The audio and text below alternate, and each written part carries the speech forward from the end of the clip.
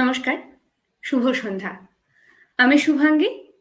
কবিতায় কথা বলির দ্বিতীয় পর্বে আপনাদের সকলকে স্বাগত জানাই। এর আগের বার অর্থাৎ প্রথম পর্বে আপনাদের সকলের ভালোবাসা আমরা পেয়েছিলাম। ওই ৪৫ মিনিট সময়ের জন্য আপনাদেরকে যে ভালো লাগাটুকু আমরা উপহার দিতে পেরেছিলাম, সেই সাহসে ভর করেই বলতে পারেন আজ আমাদের এই দ্বিতীয় পর্ব নিয়ে আপনাদের সামনে আসা। আর গত পর্বের শেষে আমাদের গুরুমা শ্রীমতী জয়িতা ভট্টাচার্য তো আপনাদের বলেইছিলেন যে পরবর্তী পর্বে আমাদের সঙ্গে কিছু থাকবে নতুন মুখ। হ্যাঁ জানি আমার মুখটা পুরনো, কিন্তু আমাদের সঙ্গে যারা আরো দুজন রয়েছেন তাদের মুখটা নতুন। হ্যাঁ, আপনারা তো অলরেডি জেনেই গেছেন পোস্টারের মাধ্যমে যে কারা থাকবেন আমাদের সঙ্গে। তবুও বলি তাদের মুখটা যে আপনাদের কাছে একেবারে নতুন তেমন কিন্তু নয়। কারণ এর আগে নাত প্রথম শব্দের প্রথম মঞ্চায়ন, প্রথম পদক্ষেপের সময় মঞ্চে আপনারা তাদেরকে দেখেছেন। আর কয়েকদিন আগে তো আমরা এই ফেসবুক পেজ থেকে আপনাদের সঙ্গে ভাগ করে নিচ্ছিলাম প্রথম মঞ্চায়নের কিছু মুহূর্ত। তখন আমরা ভাগ করে নিয়েছিলাম আমার শহর বলে একটি পরিবেশনা। আশা করি আপনারা দেখেছিলেন সেই পরিবেশনা। সেই আমার শহর যার হাত ধরে শুরু হয়েছিল, যার কণ্ঠে আমরা প্রথম শুনেছিলাম হিস্ট্রি রিপিটস ইটসেলফ, তাকেই ডেকে নি বরং শুরুতে ডেকে নেব আয়েশা ভট্টাচার্যকে। নমস্কার, শুভ সন্ধ্যা। নমস্কার, শুভ সন্ধ্যা। আয়শার ব্যাপারে একটু বলি, আয়শার কিন্তু নাদ প্রথম শব্দের সঙ্গে কবিতা যাপন সেটা বেশ অনেক দিনের। আর আয়শা তো অনেক ওয়ার্কশপ, অনেক ক্লাস, মঞ্চ সব পেরিয়ে এসেছে অলরেডি, কিছুটা পথ তো তার হাঁটা হয়েছে। তবু আজ কবিতার কথা বলির সঙ্গে তার প্রথমবার কবিতায় কথা বলির মঞ্চে সামনে আসা। আয়শাকে একটাই জিনিস জিজ্ঞেস করতে ইচ্ছে করছে এই মুহূর্তে, যে অনেকগুলো প্রথম পেরিয়ে আসার পরেও যখন আমরা নতুন কোনো প্রথম নিয়ে বসি তখন ওই প্রথমবারের ভয়টা কি একই রকম থাকে, না তার একদম কিছু একদম পরিবর্তন হয়? একদম কোনো পরিবর্তন নেই, একই রকম ভয়, একই রকম পেট গুড়গুড় করছে। আর যে কোনো প্রথম না, যে কোনো অনুষ্ঠানের প্রথম, দ্বিতীয়, তৃতীয়, যে কোনো পারফর্ম করার আগের মুহূর্ত পর্যন্ত বুক দুরদুর করতেই থাকে। আচ্ছা, তাহলে বুক দুরুদুরুকে সাথে নিয়েই বরং আমরা আমাদের প্রথম পরিবেশনার দিকে যাই। আয়শা কি শোনাবে নিশ্চয়ই। প্রথমে? আম, আমাদের বাঙালিদের যে কোনো পরিবেশনা শুরুই হয় কবিগুরুকে দিয়ে। তাই আজকে আমার প্রথম নিবেদনে কবিগুরু রবীন্দ্রনাথ ঠাকুরের চিরায়মানা। আচ্ছা, বাহ, শুনে নি। যেমন আছো তেমনি এসো, আর করো না সাজ। বেনি না হয় এড়িয়ে রবে, সেঁথে না হয় বাঁকা হবে, নাই বা হলো পত্র লেখায় সকল কারুকাজ। কাঁচল যদি শিথিল থাকে, নাইকো তাহে লাজ।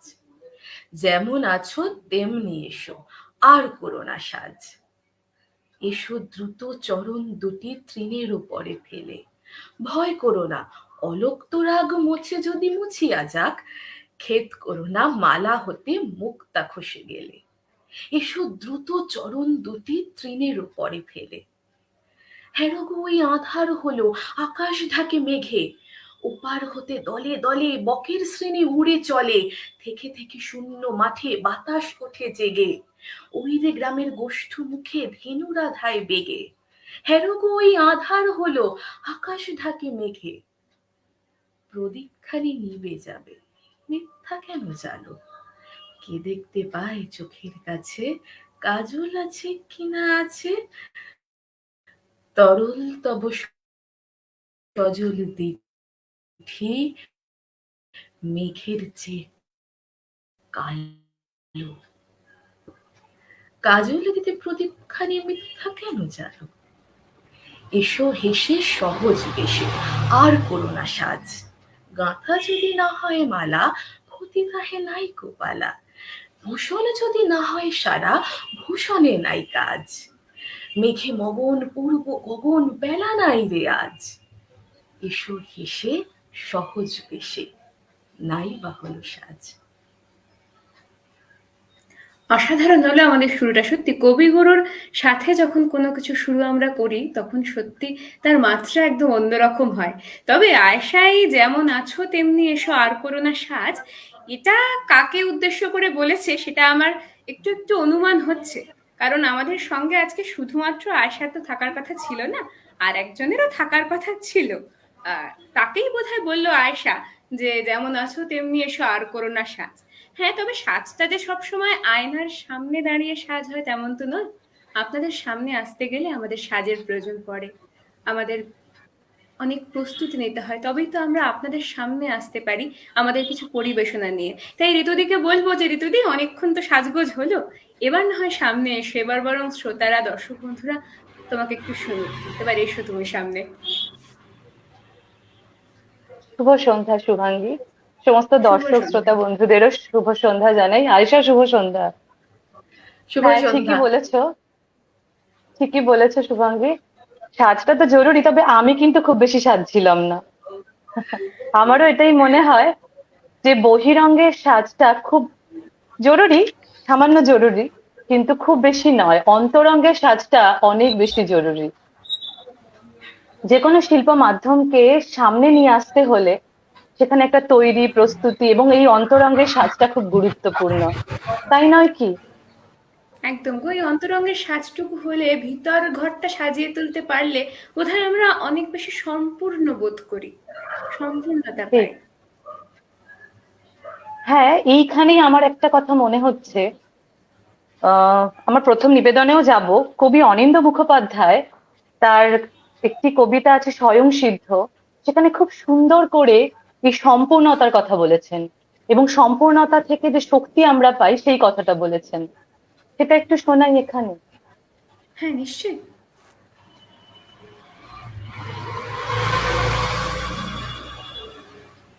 যদি আড়াআড়ি ভাগ করো এই দেহ, তার একদিকে প্রেম রেখে দাও, একদিকে রাখো স্নেহ। সে নিয়ম মতো ভাগ করো গ্লানি, ভাগ করে নাও জয়। তবে জেনো তুমি স্বয়ং পূর্ণ, অসম্পূর্ণ নয়। তোমার এই দেহে পুরুষ যতটা, ততটা রয়েছে নারী। যতটুকু আশা, যত কাঁদা হাসা, ততটুকু অভিসারী।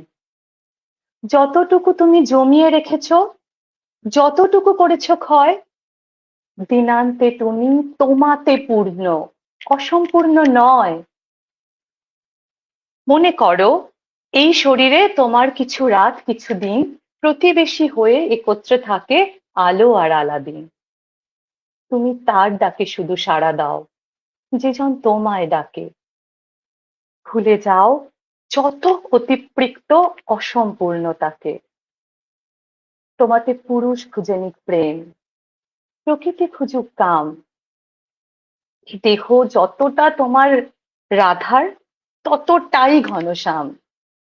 দাপিয়ে বেড়ায় নাভিমূলা ধারে, বাহুমূলে রাখে দায়।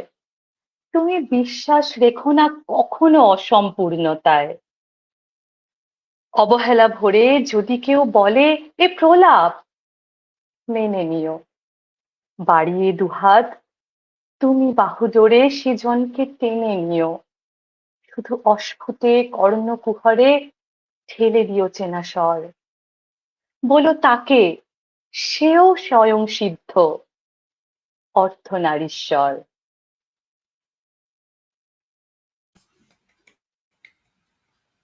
অসাধারণ, সত্যি শক্তি পেলাম।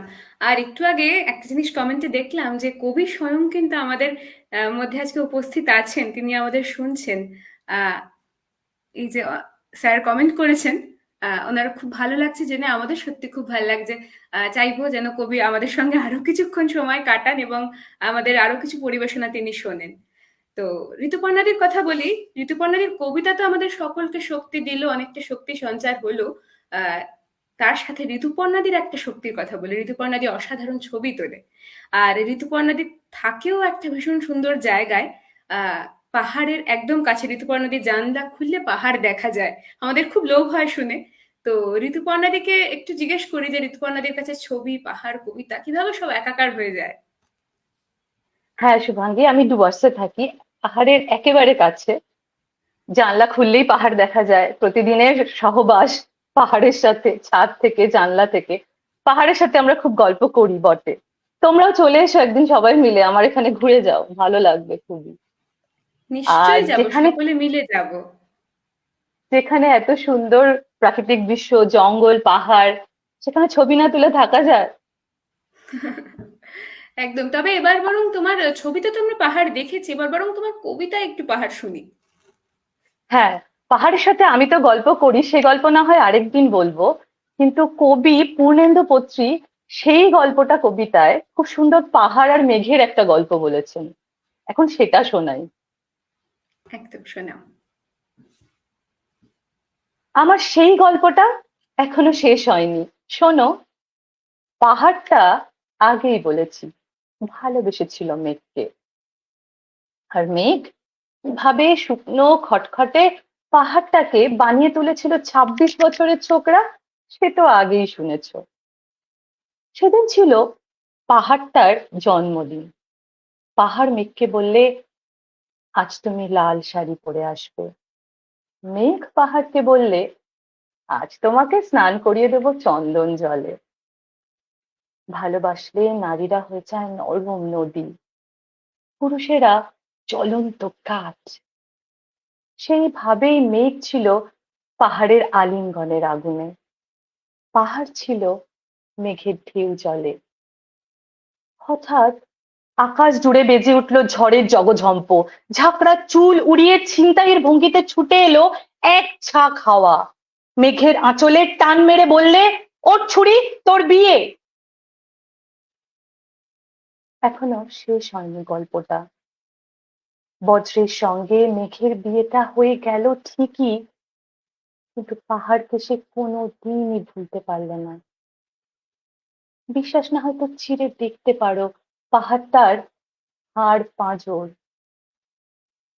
ভিতরে থই থই করছে ছোট ঝর্ণার জল। আহা, অসাধারণ বললে গো। তবে এই প্রেমের কথাগুলো মানে এই প্রেম তো ঠিক নয়, প্রেম বিরহ বিচ্ছেদ যেখানে সব একাকার হয়ে যায়, তখন মনটা খুব ভারী হয়। আর মনে হয় যে যত সময় যায় কোথাও আমরা আমাদের ভিতর থেকে একদম ভিতরের কোনো অন্তঃস্থল থেকে কোথাও একটা কোনো ডাক, কোনো পিছু টান বোধহয় আমরা টের পাই। আয়েশা কিছু বলছে কিন্তু সম্ভবত মিউট। পিছুটানের কথা শুভাঙ্গী বললো, পিছুটানের কথা শুনলেই আমার একটা কবিতার কথা মনে পড়ে। হ্যাঁ হ্যাঁ, আমি জানি কোন কবিতা, কারণ আয়েশা এই কবিতাটা বহুবার বলার চেষ্টা করেছে কিন্তু কোনোদিনও মানে বলার সুযোগ পায়নি। তার কারণ আয়েশা আজকে আমি সুযোগ যেহেতু পেয়েছি। অনেকদিন ধরে শিখছে, তাই আয়েশার স্টকে অনেক কিছু কবিতা ছিল। তাই সবসময় বলা হয়েছে, ম্যাম ওকে বলেছেন তুই বরং অন্য কিছু বল, অন্যরা বরং এটা এবার বলুক। তাই আজকে যখন সুযোগ হয়েছে তখন আজকে আয়েশা বলুক। আমি আজকে এখন বলবো কবি জয় গোস্বামীর হাঁস। আজকে আমি ছাড়ছি না এই সুযোগ। পুকুরের মধ্যে কালো হাঁস, তুমি তীরে, দেখেনি তোমাকে। রোজ ওই তীরেই চুম্বন রাখো তুমি। সে শুনবে কখনো এত নিচু স্বরে কেউ ডাকে? তুমি জানতে না বুঝি আসলে স্নিগ্ধতা হলো একটি বর্ষাকাল। কেউ বলেনি তোমাকে সে এমনই বর্ষাকাল যে নিজের ইচ্ছে মতো সারা বছর ভেসে বেড়াতে পারে, ভেসে বেড়ায় আকাশে। আজ এখানে বৃষ্টি হলো খানিক, তো কাল ওখানে বাদলা, সেই সঙ্গে থেকে থেকেই ঝোড়ো হাওয়া আর বৃষ্টি তো আছেই। আমি চোখ বন্ধ করলেই দেখতে পাই, যেই বৃষ্টি শুরু হলো অমনি বাচ্চারা সব হাত ছাড়িয়ে ছুট লাগালো মাঠে ঘাটে। আর মাটির দেয়ালো টিউবকলের সামনে দাঁড়িয়ে গায়ের বউরা খাল থেকে বিল থেকে তাদের হাঁসগুলোকে ডাকতে লাগলো, চই চই চই চই চই চই। আজ থেকে প্রায় 1 শতাব্দী আগের বাংলায় তোমার এক বাল্য সখী তোমাকে চই চই বলে ডাকতো আর খেপাতো। তোমার মনে পড়ছে কি আজ এই জন্মে তুমি শীতের দেশের হাঁস? কোন সরোবর থেকে কোথায় কোন সরোবরে সাঁতার কাটতে যাও, সমুদ্রের পর সমুদ্র পেরিয়ে উড়ে চলো কত দূর দূর সব দেশে। কিন্তু এবার এই জন্মেও একজন তোমাকে তোমার সেই 100 বছর আগেকার ডাকনাম ধরে ডাকছে, একেবারে নিঃশব্দে ডাকছে, চই চই চই চই চই চই। আর তুমি বোধহয় কিচ্ছু কিচ্ছু শুনতে পাচ্ছ না, তাই না?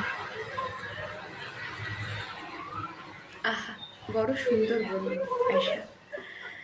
আমার একটা জিনিস মনে হয় যে এই যে জটিলতা এত, এই এত রকম সম্পর্কে নানান সমীকরণের জটিল জিনিসপত্র, এগুলো বোধহয় সময়ের সঙ্গে সঙ্গে বাড়ে, মানে যত প্রেমেরও বেলা গড়ায় তত সে জটিল হয়ে ওঠে, কিন্তু শুরুতে বোধহয় সবকিছু এত কঠিন থাকে না। একদমই ঠিক। আমার মনে হয় যে কোনো সম্পর্কই যে কোনো বয়সে যখনই শুরু হয়, তখন তার শুরুটা অনেক সরল সমীকরণের মাধ্যমে হয়। যত বেলা গড়ায় জটিলতা আস্তে আস্তে তৈরি হয়। কিন্তু সেই কিশোর বয়সের কথা মনে পড়লে মনে হয় তখন সবটা কত সরল ছিল, তাই না? এবার বরং একটা তাহলে কিশোর বয়সের প্রেমের কবিতা শুনি। নিশ্চয়ই। সদ্য মাধ্যমিক উচ্চ মাধ্যমিক গেছে, উচ্চ মাধ্যমিক তো চলছে, সেই সময়ের একটা কবিতা হয়ে যাক। কবি অনিন্দ্য মুখোপাধ্যায়ের লেখা প্রেমদা সুন্দরী গার্লস হাই স্কুল। আমার তখন বছর 16 হবে। গার্লস স্কুল, 9 থেকেই সারি। সেই ছেলেটার গোঁফ উঠেছে সবে, স্কুলের পথে তাকে মারতাম ঝাড়ি। দুলিয়ে বেনিয়ে আলতো টেরা চোখে দেখতে দেখতে স্কুলের দিকে যাই। হাসির ঝিলিক ঝুলিয়ে নিতাম মুখে, রোজ একবার মুখ দেখা চাই। সেও কি বোঝেনি? বুঝতে পারতো সবই, নইলে সে কেন দাঁড়িয়ে থাকতো রোজ? দৃশ্যগোচর মুহূর্ত হলো ভাবি, আমি না এলে সেও তো নিত খোঁজ। আমি সব জানি, বলেছে বন্ধু নীরা। জেনেছি, জেনে কি যে লেগেছে ভালো। প্রেম শাশ্বত এবং এ পদ্ধতিরা মনের গহীনে জাগায় জ্বলতে আলো।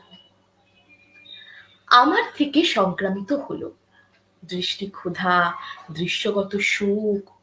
বন্ধুরা সব বুঝতে পেরে গেল, আমার তখন লজ্জালু চোখ মুখ। চলছিল বেশ গোলগামি চোখাচোখি, এর বেশি কি চাইতে আছে মেয়ের? তবুও আশা, আশায় আশায় থাকি, ওর মনে কি লাগবে না রং প্রেমের? মাধ্যমিকের প্রহর আসছে ধেয়ে, আর বেশি দিন স্কুল তো হবে না। নিজেকে বোঝাই, অভাগী তুই মেয়ে, ও দেখবে শুধু, কিছুই বলবে না।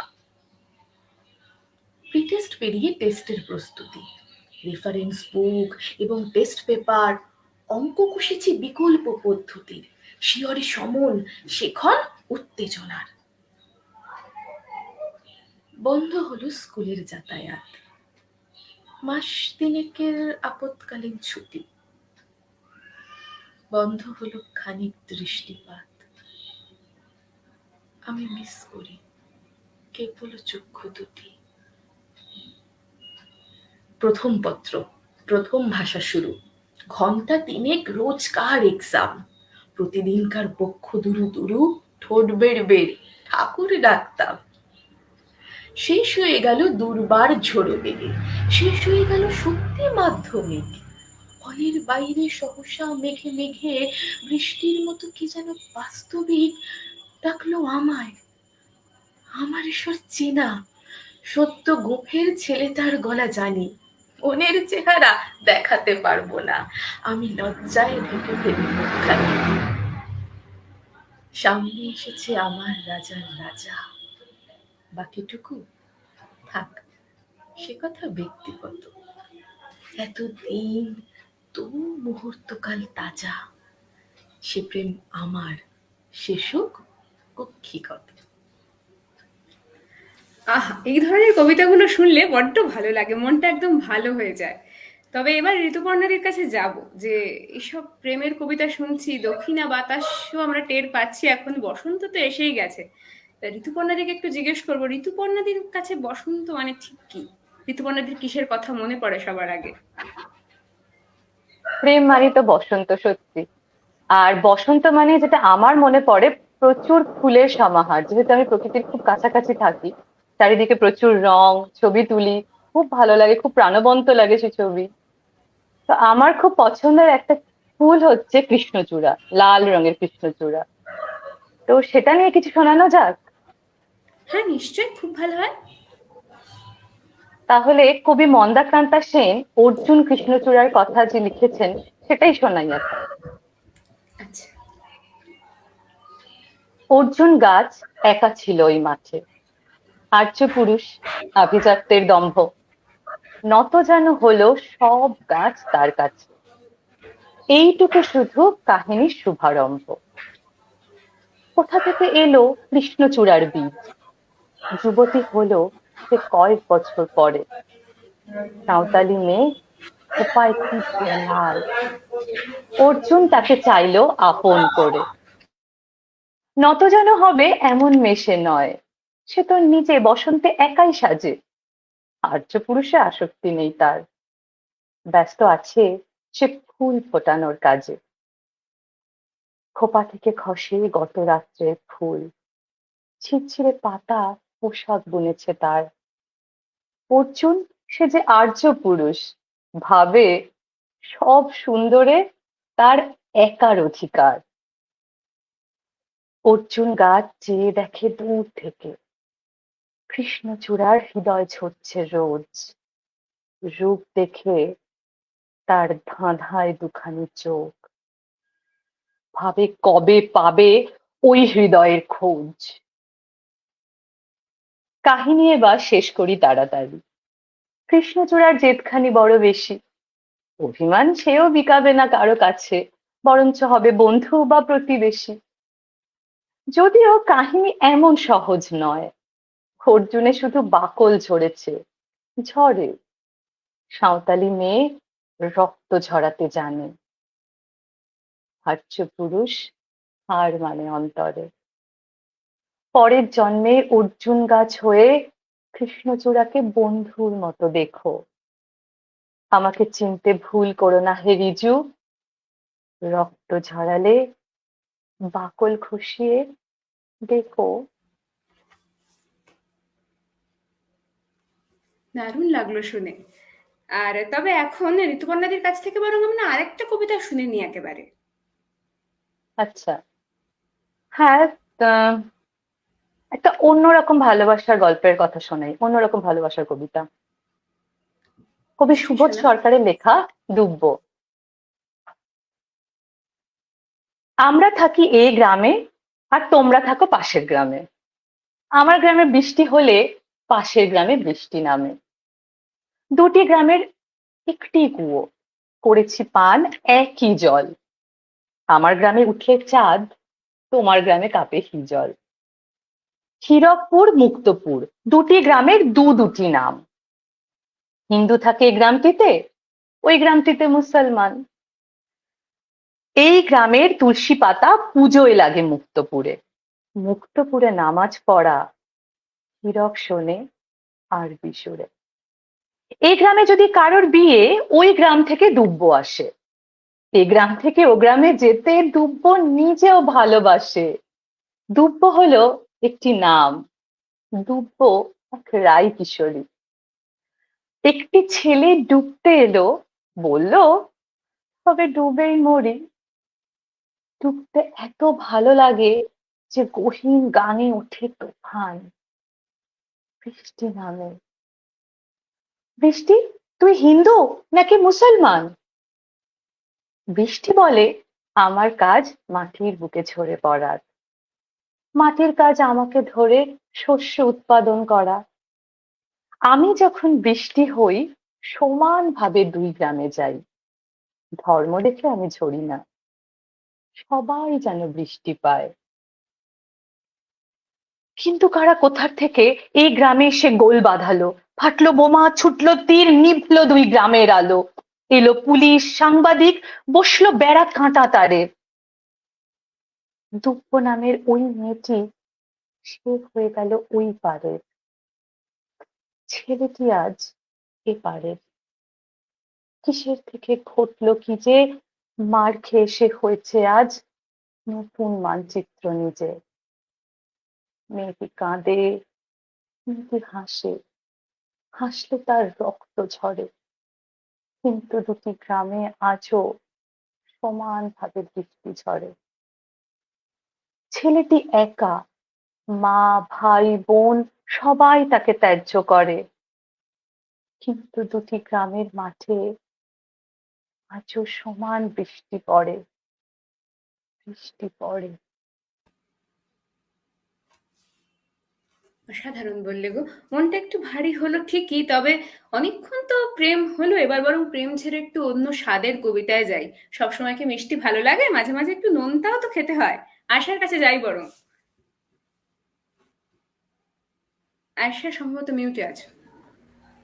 এই আমি যাকে বেছে নিয়েছি তিনি হচ্ছেন কবি সুকুমার রায় লেখা একটি কবিতা কাজের লোক, যিনি সমস্ত কাজের কথা মজার ছলে লিখে গেছেন।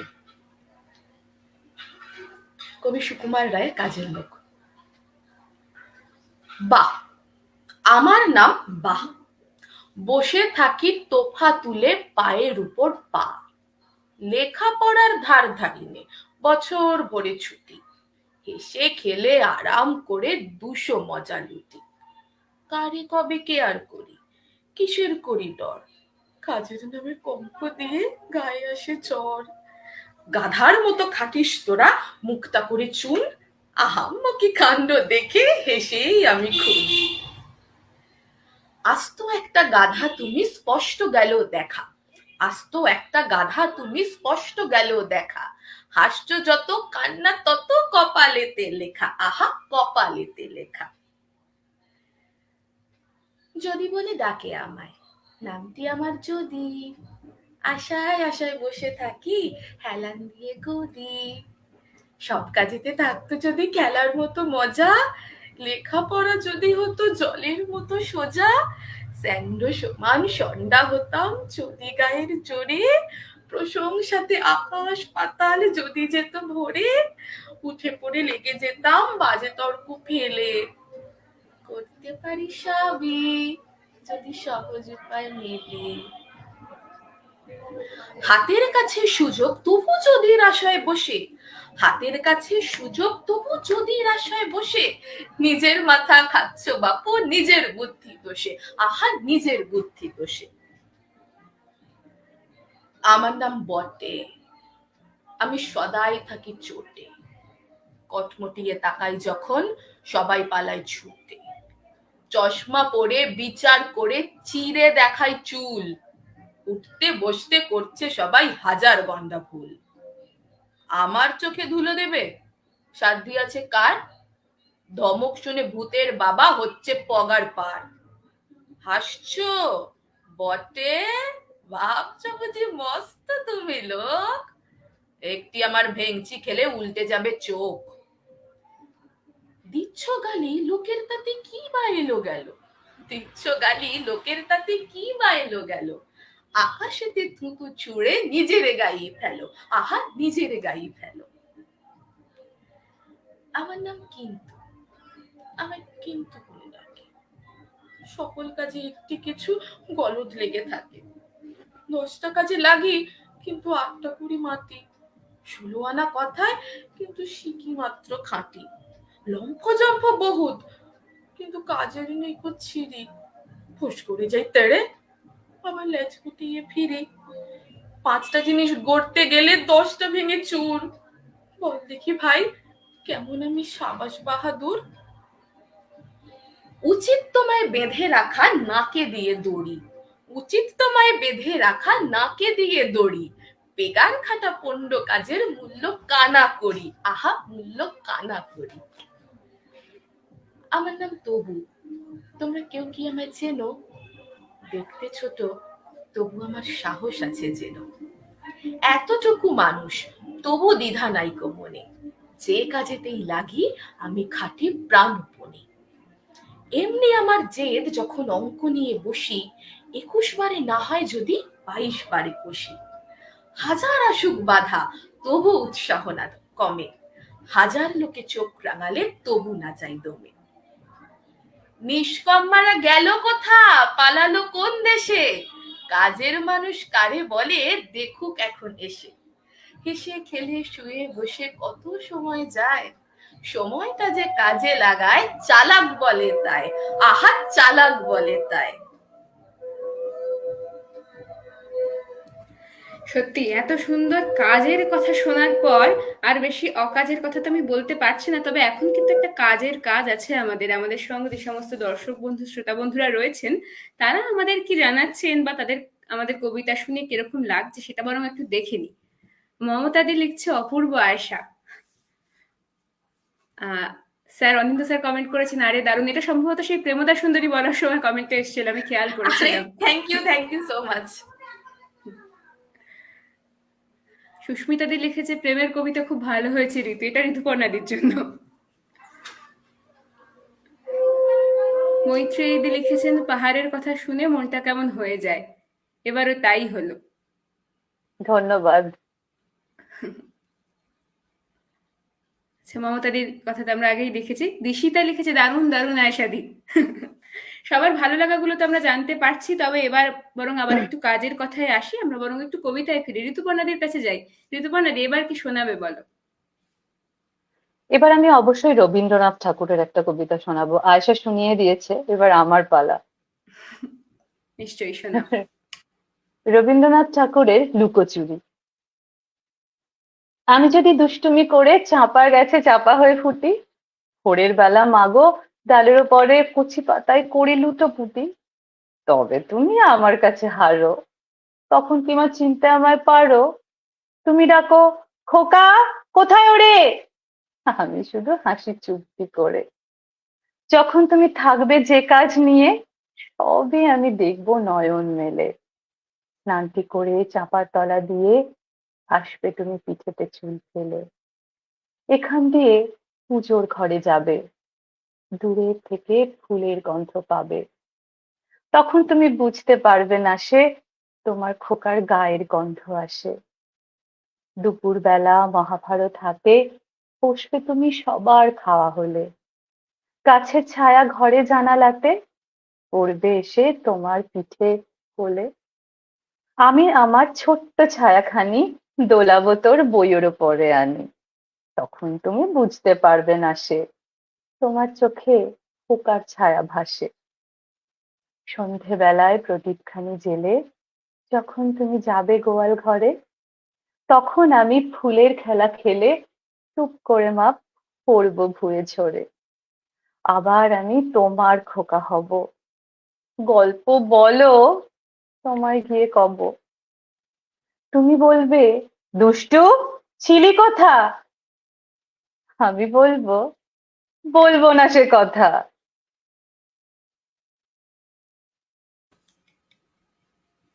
সত্যি মায়ের সাথে এই লুকোচুরি খেলা তো আমাদের চলতেই থাকে বলো। তবে একটা জিনিস ভাবলে না একটু কেমন মন খারাপ হয়, যে এই মায়ের সাথে লুকোচুরি খেলায় কে যে কখন ধরা দেয় আর কে যে কখন ফাঁকি দেয়, ওটা না আমরা বুঝতে পারি না, তাই না বলো ঋতুপর্ণাদি?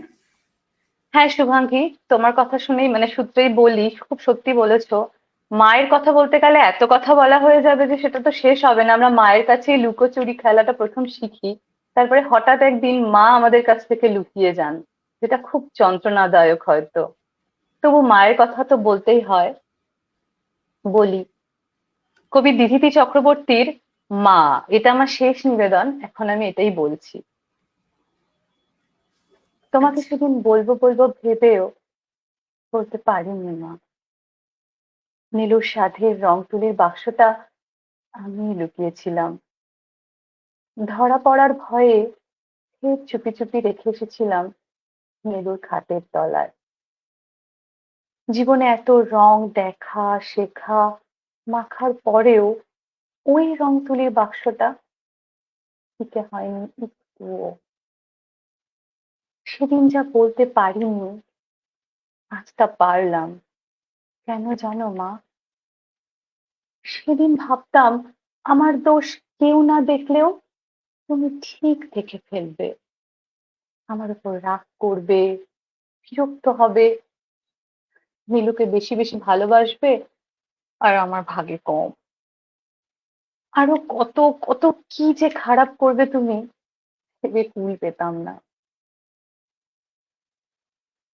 কত বোকা ছিলাম, তাই না মা? সেদিন বুঝিনি তুমি পৃথিবীর একমাত্র মানুষ যে আমার দোষ দেখোনি কখনো।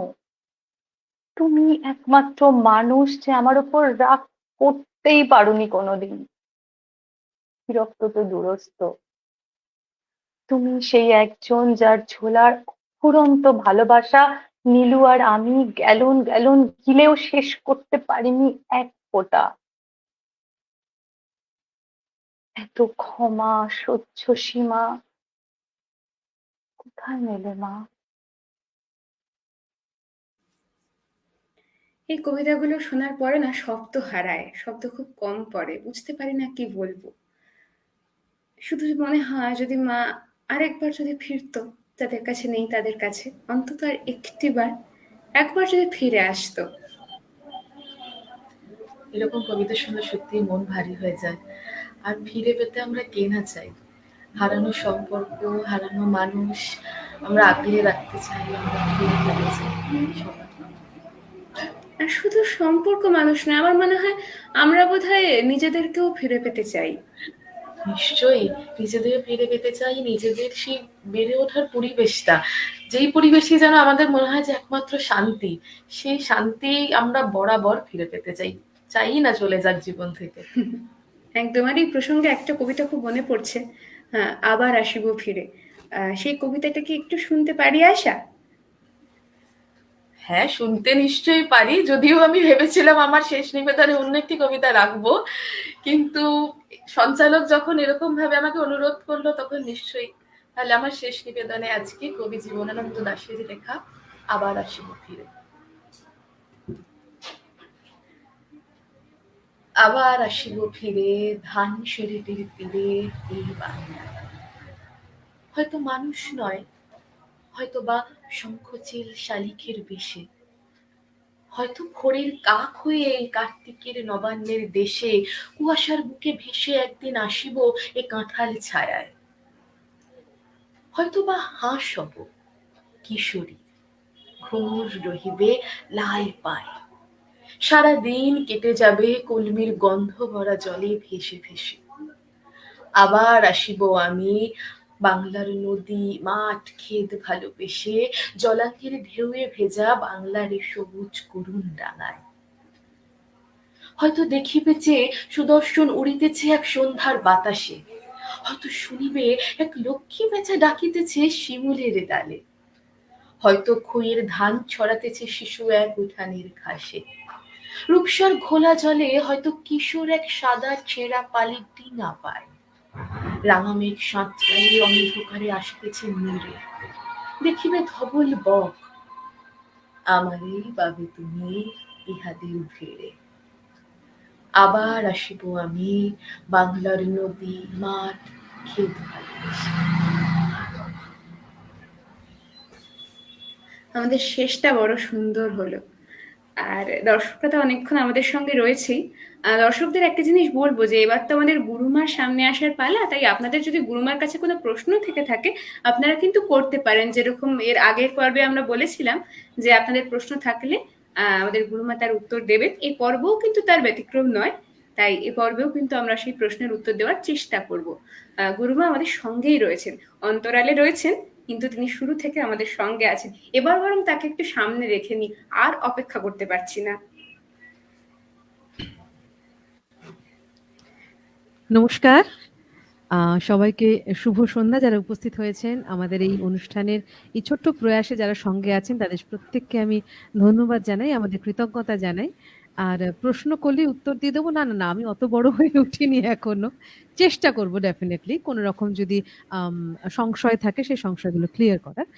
আর আমি এই প্রসঙ্গে আরেকটা কথা বলে রাখি যে যে অনুষ্ঠানটা যখন শুরু হয়েছিল তখন বাইরের সাজার সঙ্গে অন্তরের সাজার একটা কথা এসেছে, এবং সেই প্রসঙ্গেই আমার খুব ভালো লাগছে এটা ভাবতে যে বাইরের এত রকমের আওয়াজ, গাড়ির আওয়াজ, পাশের বাড়িতে বিয়ে হচ্ছে, সেখানে ব্যান্ড পার্টি বাজছে, কিন্তু তার মধ্যে থেকেও যদি অন্তরটা ঠিকঠাক গোছানো থাকে, সাজানো যায়, তাহলে হয়তো কবিতার সঙ্গে বাস করতে অসুবিধা হয় না।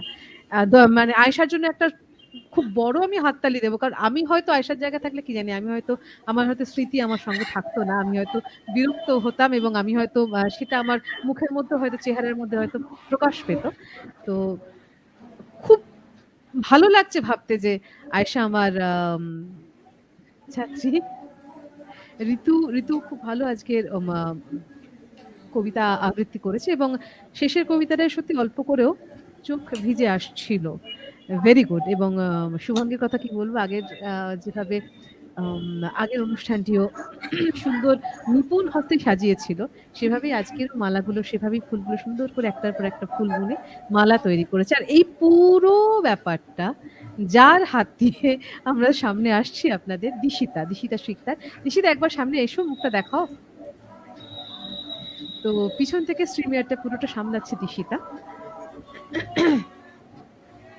তো দিশিতা আম কতটা আ কিভাবে সামলাচ্ছে, এবং আমি সবসময় বলে থাকি যে মঞ্চের সামনে যেরকম একটা আ সুন্দর একটা পরিবেশ তৈরি হয়, একটা মুহূর্ত তৈরি হয়। আর মঞ্চের পিছনে অনেক মুহূর্ত তৈরি হয়। অনেকগুলো নাটক তৈরি হয়। সেসব নিয়ে এখন পরে আর কথা বলব। আচ্ছা বলো, এবার দেখি, চেষ্টা করে দেখি যে কোন রকম উত্তর দিতে পারি কিনা। কি প্রশ্ন? হ্যাঁ, প্রশ্ন তো একটা এসেছে, এই যে প্রশ্ন, আবৃত্তি এবং নাটক দুটোর পার্থক্যটা ঠিক কোথায়? প্রসঙ্গত আপনার চ্যানেলের নাম দি ড্রামা কুইন, আবৃত্তি থেকে ড্রামা কেন? এই প্রশ্নটা কিন্তু অনেকের। একটা প্রশ্ন বলেছিলাম, দুটো প্রশ্ন এসে গেছে কিন্তু। আচ্ছা, ড্রামা কুইন কেন নাম, সেটার পিছনে একটা গল্প আছে। সেটা আমি আম বলব ডেফিনিটলি। আজকে যদি নাও হয়, কারণ আমি সময় শেষ করতে, সময় শুরু করতে খুব পছন্দ করি। তো সেইটা মেইনটেইন করে আমি বলার চেষ্টা করব। যদি আজকে না বলতে পারি দেবমাল্য, তাহলে আমি ডেফিনিটলি আপনাকে পরের এপিসোডে আমি ডেফিনিটলি, মানে সেটা সবার আগে সেই প্রশ্নের উত্তরটা দেব। তারপরে অন্য কোনো কথায় যাব। আচ্ছা, বলি এবার নাটক এবং আবৃত্তি দুটোর পার্থক্যটা ঠিক কোথায়? ওকে। সবার ১ম এ এটা বুঝতে হবে যে ফাইন আর্টস এর মধ্যে কোন রকমের আম বৈরিতা নেই। প্রত্যেকটা যে একেকটা জনার, সেই প্রত্যেকটা জনার নিজের ক্ষেত্রে সেটা প্রস্ফুটিত হচ্ছে। কিন্তু সেই প্রস্ফুটনের জন্য অন্যান্য জনারের কিন্তু হেল্প লাগে। সাহায্যটা সবসময় লাগে। মানে আমরা মানুষ সেটাকে আলাদা, আলাদা করে তার মধ্যে পাঁচিল তুলে দুর্গ বানাবার চেষ্টা করি হয়তো। অনেক সময় করি না। মানে আমি ব্যক্তিগতভাবে বা ব্যক্তিগত বা নাদের যে স্কুল অফ থট, সেখান থেকে আমরা চেষ্টা করি সেই ব্যারিয়ার গুলো, সেই পাঁচিলগুলো ভেঙে ফেলতে। কারণ প্রত্যেকটা জায়গা থেকে নেওয়ার আছে। না নিলে পরে আমি সম্পূর্ণতা পাবো না। এবার আসি নাটকের প্রসঙ্গে।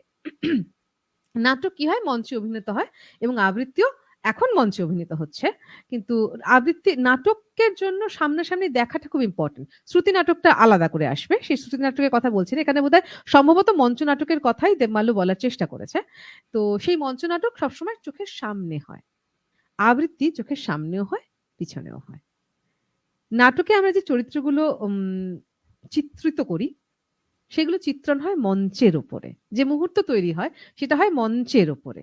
আর আবৃত্তির ক্ষেত্রে যে চরিত্র চিত্রিত হয়, সেটা হয় মননে।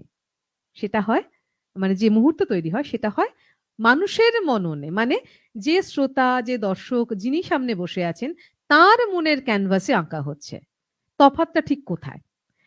ধরা যাক একটা যদি চরিত্র সামনে এলো নাটকের ক্ষেত্রে, প্রত্যেক দর্শক যতজন সেই সেই সেই চরিত্রকে দেখছে, সবাই কিন্তু তার শার্টের রং, তার পোশাকের রং, পোশাক একই রকম দেখছে।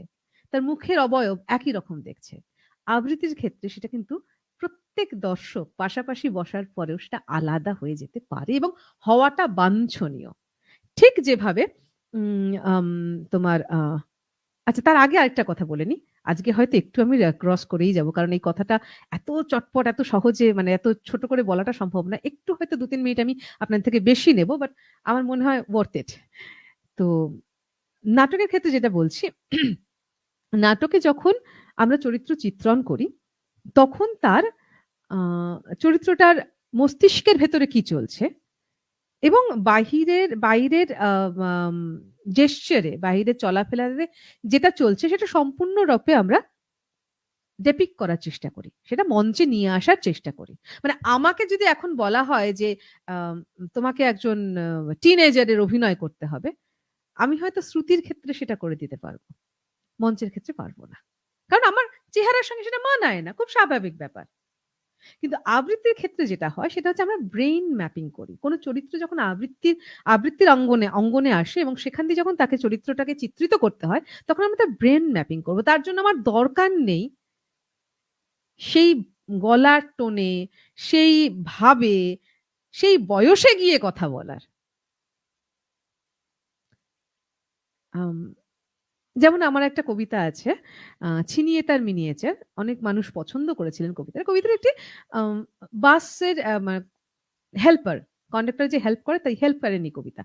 সেই কবিতাটা আবৃত্তি করতে গিয়ে আমাকে কখনো গলা বিকৃত করতে হয়নি। আমাকে কখনো বলতে হয়নি, "আস্তে লরিস" বলতে হয়নি এভাবে। আমি আমার গলাতেই বলেছি।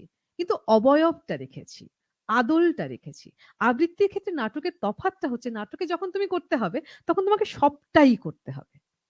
সামনে, ভেতরে, বাইরে, মনের ভেতরে, মাথার ভেতরে, শরীরের উপরে সমস্ত জায়গা থেকে সেই চরিত্রটা চিত্রিত করতে হবে। কিন্তু আবৃত্তির ক্ষেত্রে আমি আদলটা নেব। আমার দরকার নেই সেই আবৃত্তি, সেটা যদি প্রয়োজন না হয় বোঝানোর যে কত বয়স, আমার দরকার নেই বোঝানোর। কিন্তু তার আদলটা নেওয়াটা খুব ইম্পোর্টেন্ট।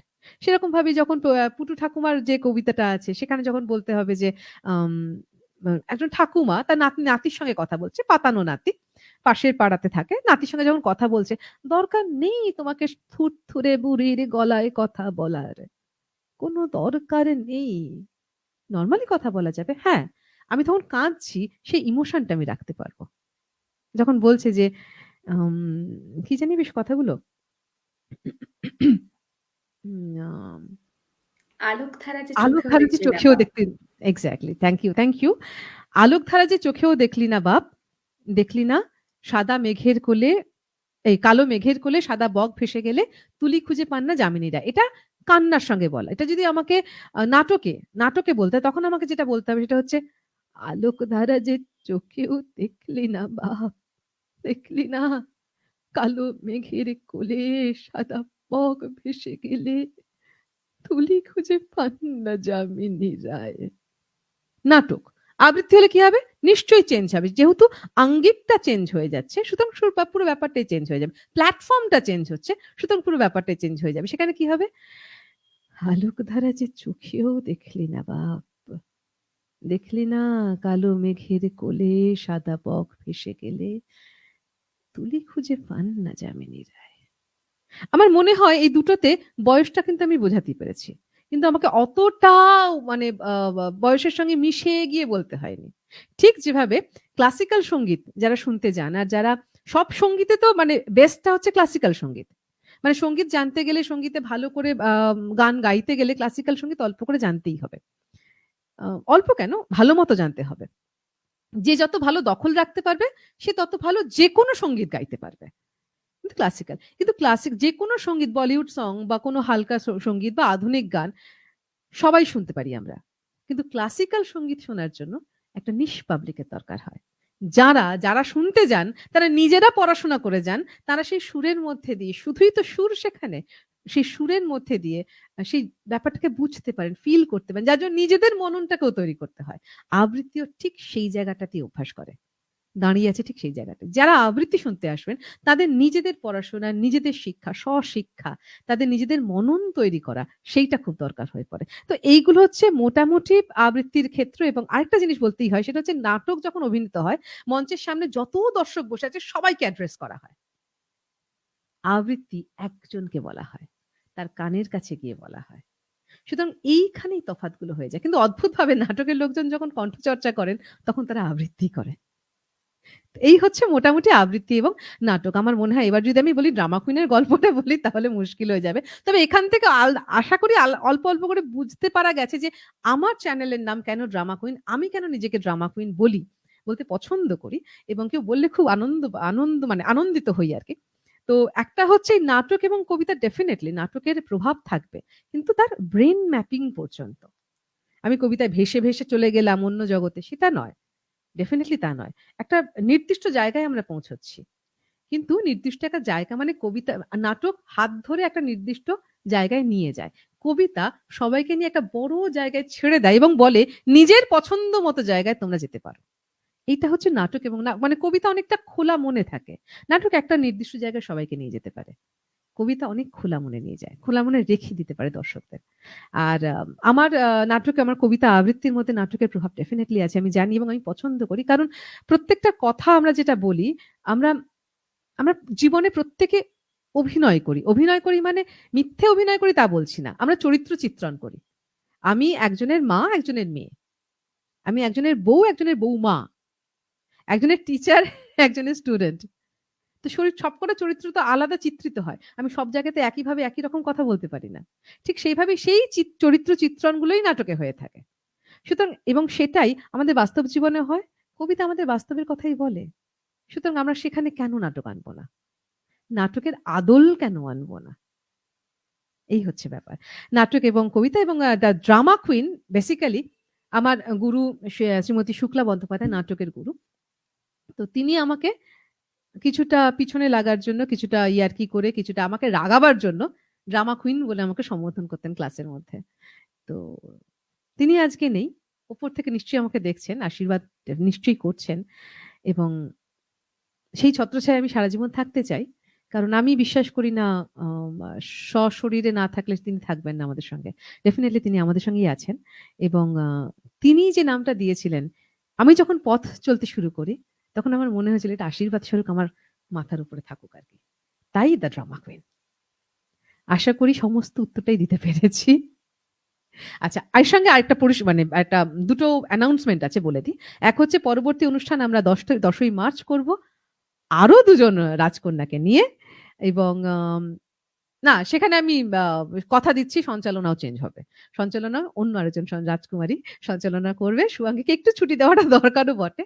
আর তার সঙ্গে একটা সুখবর জানিয়ে রাখি যে ১৯শে এপ্রিল না মানে তারিখটা তো ভীষণ পরিমাণে বাঙালিদের কাছে খুব কি বলবো খুব কাছের।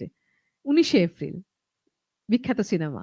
সেই ১৯শে এপ্রিল তারিখ শিশির মঞ্চে আমরা আমাদের ২য় পদক্ষেপ বলা যেতে পারে। ১ম পদক্ষেপের পরে পরবর্তীতে আমরা আবার মানে ১৯শে এপ্রিলে আসবো। শিশির মঞ্চে মঞ্চায়ন হবে আমাদের গ্রুপের আমাদের সংস্থার সমস্ত রাজকুমার, রাজকন্যা সবাইকে নিয়ে। আপনারা নিশ্চয়ই আসবেন। ১৯শে এপ্রিল শিশির মঞ্চ সন্ধ্যে ৬টা থেকে। আমি আগেই বলে রাখছি আপনারা এখন থেকে আপনাদের ক্যালেন্ডার বুক করে রাখুন। সন্ধ্যে ৬টা মানে সন্ধ্যে ৬টায় এবং শেষ করব ২.৫ ঘন্টার মধ্যে। ৯টা রাত ৯টা পর্যন্ত আমি টানবো না। সুতরাং যে কজন আসবেন সবাই শেষ পর্যন্ত থাকবেন এবং ১৯শে এপ্রিল কি বার পড়ছে? শুক্রবার। আপনারা সবাই সঙ্গে থাকবেন। আমরা আমাদের ১ম পদক্ষেপের পরে উড়ান দেব আকাশে আপনাদের হাত ধরে। আজ তাহলে এখানেই শেষ করি। সবাই ভালো থাকবেন। শুভরাত্রি।